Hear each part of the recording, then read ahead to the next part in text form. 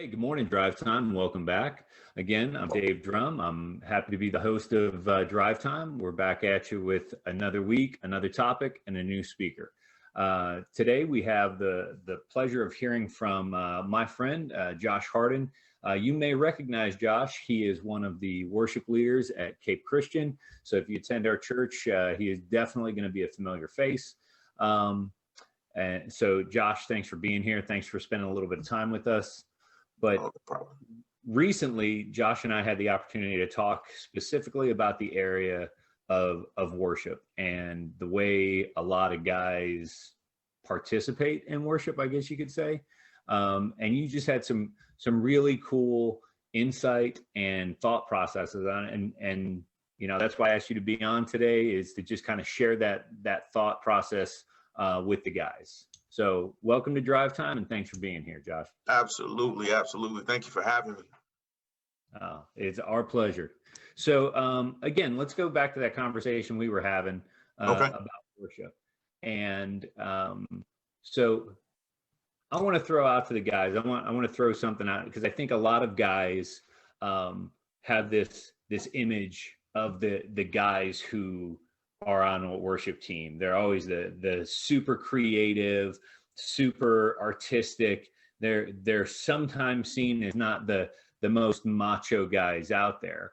And I want to make sure the guys know, you know, kind of where you're coming from. I mean, like, you're a man's man. You and I go fishing. You're a military vet. You're a dude. You're a regular dude who really loves Jesus and uses your gifts and talents to honor him. Right. So I want to make sure the guys know where you're coming from and kind of who you are as a person a little bit, but why worship matters to you. Well, number one, worship matters to me because it's always been a part of my DNA. I mean, I was a little kid, you know, growing up in church, and I kind of been brought up around it. My parents were both in the choir. My dad directed choir. My mom directed in songs. I mean, she still sings at the church now. But as far as me just being a regular guy, just, you know, I love Jesus, and I love to just worship in general. So I think, you know, it's very important for guys not to get stuck on, you know, so much of how we as gentlemen look, you know, on the stage and what we're wearing. You know, that's why when I worship and sing, I mean, I just dress in normal, regular clothes. You know what I'm saying? I try to, you know, keep it very, very simple. You know, a lot of guys get embarrassed and stuff like that, and they may not understand, you know, what's going on, or how you're supposed to look, how you're supposed to dress up there on stage, and different things like that. But you know, I'm just a regular dude. I keep it simple. I dress, you know, how I would dress in everyday life. You know what I'm saying? Yeah, and that's pretty much the main gist of. You know, I hope I'm asking your question right, but I know you said to keep it, you know, simple or whatever you're trying to. But yeah, man. So so again, like this idea of worship, and I think, as you know, American Christians, we think worship, and it always our minds go straight to music. You know, and I think there's a 100 different ways that we can worship God that don't involve music. But when we're talking about, you know, music and the way we engage in that worship portion of the music at service, you know, it's not uncommon for you guys on stage to try and encourage us who are watching to, you know, maybe lift our hands or to sing out or whatever. Right. So give me your thoughts on why you think that's important, or really what that could look like for guys who are out there. Because again, we had some of this conversation before. So, you know, just from that standpoint of why it's not just a concert where we're listening to you sing and we're listening to the musicians play music. Why is it more an interactive thing between you and I? I think number one is it's very, very personal, especially when you go as worshiping in church versus going to a concert. A concert, you pay your money, you go. It's kind of like a show. You go to see, you know, you go to be entertained. When it comes to worshiping, it's different. You see what I'm saying? That's I mean, that's on a spiritual level. It's you making a connection with God. Whether it's thanking Him for what He's done in your life, or, you know, just needing Him in whatever situation you're going through in that general moment. It's a different setting versus going to a concert. You see what I'm saying? Um, I think it's important for us as men to be shown as leaders in the church. Number one, when it comes to worshiping, I think God naturally ordained men to be leaders. So I think, we have to lead by example. Women and children, they naturally have this thing to just naturally be able to lift their hands and worship God openly in spirit and in truth in front of people. And I think it's harder for men to do that. I don't know if it's a prideful thing, or so a lot of dudes don't really go to church like that. But I do think it's important for the church in general, women, children, whatever, to see men um, openly expressing their feelings and emotions when it comes to God openly in front of everybody without being ashamed. Because I think that in return will be a powerful statement, and we'll get more and more of a larger gathering and more participation in the church in general. Okay. So do you think, trying to think on exactly how I want to phrase the question, but it's, so you talk about the importance of men leading in church and men leading their families. So if I'm there with my kids and they see me just standing there, and I'm not singing, I'm not interacting, I'm not really in the music, I'm just watching. Do you think long term that's going to affect the way the family as a whole worships? May not destroy everything, but I do think you being the leader of your family, the man of your household, I think it makes a profound statement on your children's lives if they can see you as, number one, dad, number two, a man, worshiping and being open and humble when it comes to your spirituality with God, with Jesus, and your relationship. I know me growing up in church, it was very, very, it made, a big, huge impact on my life, seeing my dad and my mom together as a unit, directing choirs and worshiping, and just seeing, like, my dad would get up every Sunday. Hey, okay, it's time to get up. Let's go. We go to church. Like, I knew what we were doing every Sunday. And for some reason, Sundays were like the best family days. We would cook breakfast, do all kinds of like just family oriented things on Sunday. But not to get too far into that. But yeah, it made a big impact on me in my life. Just seeing my dad as a man, being expressive in church as he was. You see what I'm saying? So I do think it's very, very important, and it will make a tremendous impact on your children's lives.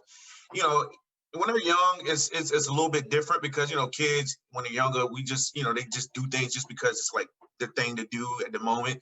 But I think as they grow and they understand what it actually, is and what it's about, that will be the statement. They were like, you know what, man, I do. My dad, we used to go to church all the time, and he would do this. So, I'm going to do this.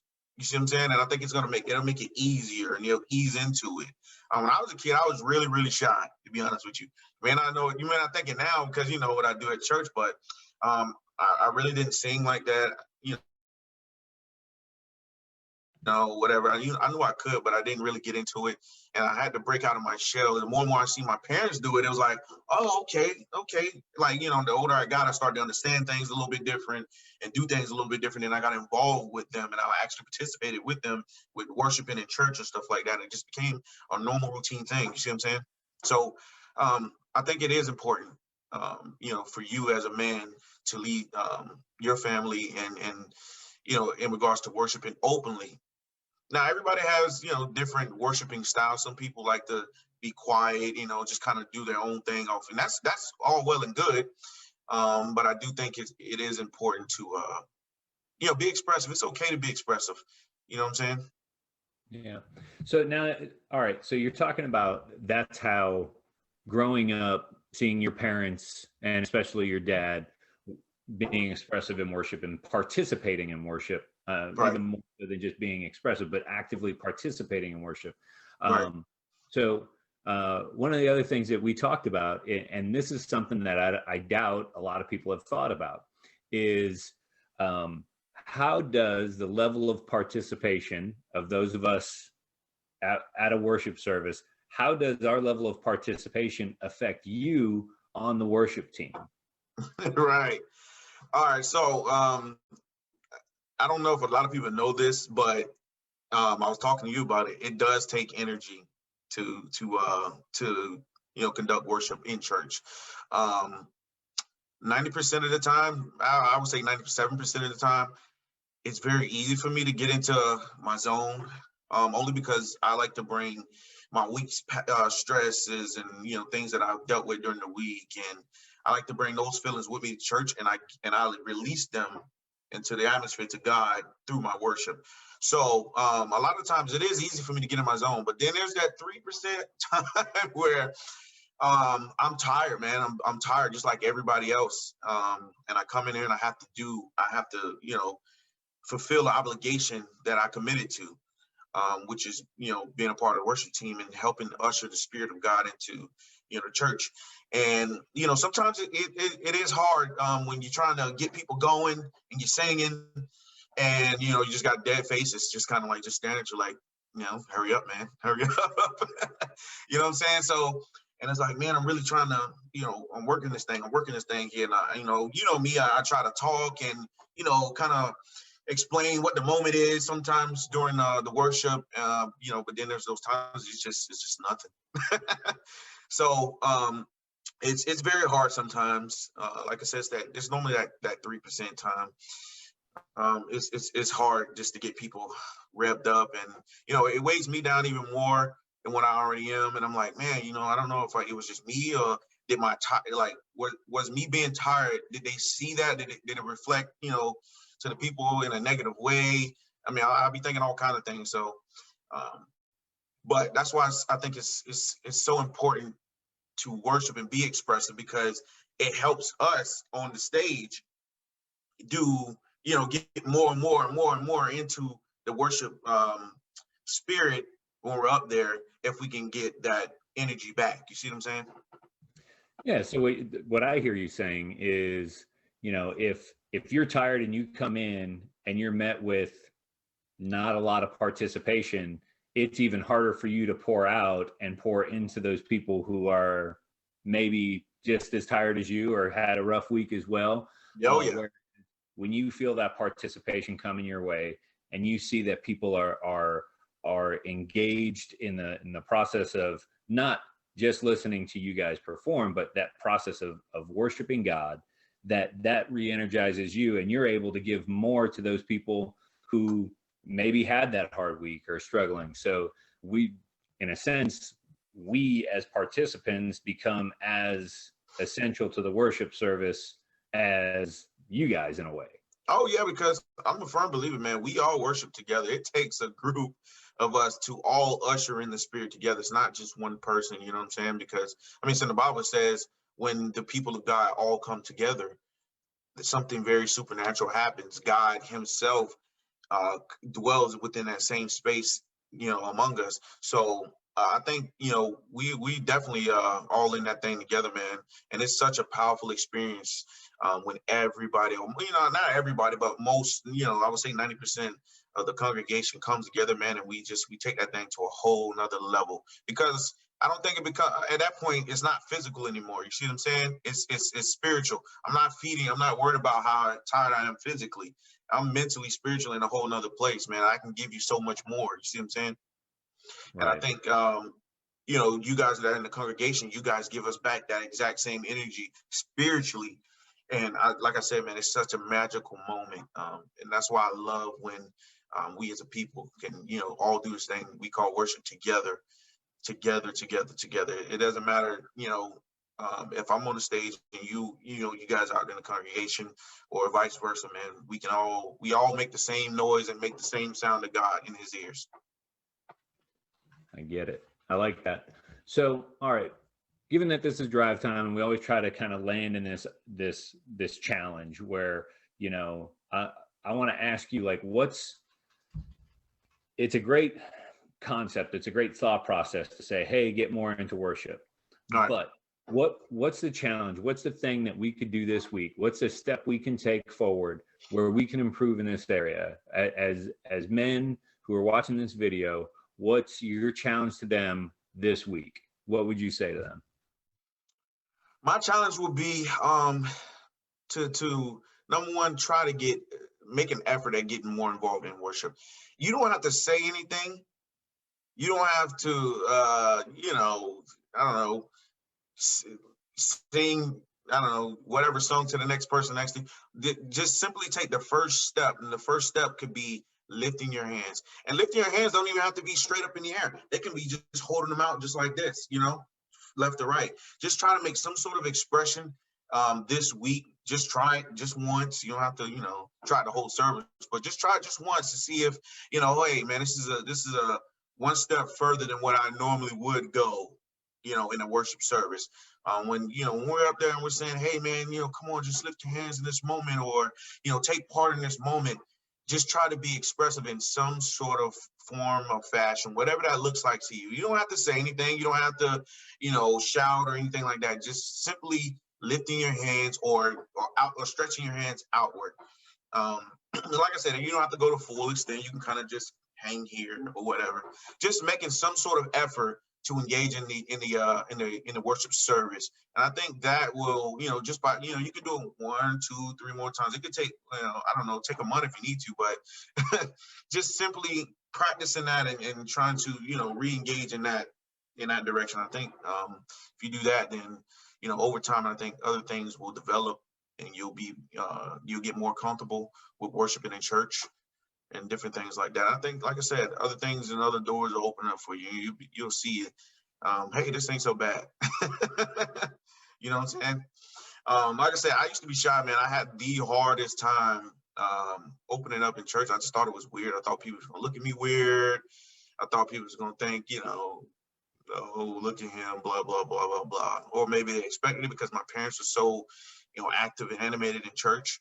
I didn't know. So I was very, very shy. But it wasn't until I got older to where I understood differently. And when my praise and my worship meant different things as I went through things in life. You know what I'm saying? So like I said, as I got older, it changed for me. And I understood the words that we sing in these songs, how God's been there for me. And I don't care who I look crazy in front of, man. I want everybody to know, like, God is the man, and he definitely helped me out, and he turned a lot of things around for me in my life. So I don't have no problem lifting my hands. I mean, if you want me to front flip, I'll try. I probably won't be successful at it, but I'll try. But yeah, man, I think that's definitely my challenge to men, all men, this week, man. Just try to get engaged in the worship service just by simply lifting your hands, man. You don't have to say anything. You don't have to do anything. You can wait till the lights are at its darkest to do it if you're just embarrassed. But that's definitely my challenge. That's great. So, hey, Josh, thanks for taking the time to be here. Thanks for giving us your thoughts, because, again, I think maybe a lot of times we forget just how much that portion of service, that portion of our community, how much it matters, not just to us, but to the people around us, right, to you guys who are trying to lift us up and pour into us a little bit. So thanks for being here, gentlemen. That's going to be a challenge. That's going to be a great step of faith for a lot of us this week. Make sure you're back with us again next week for another drive time, another speaker, and another topic. Have a great week, guys.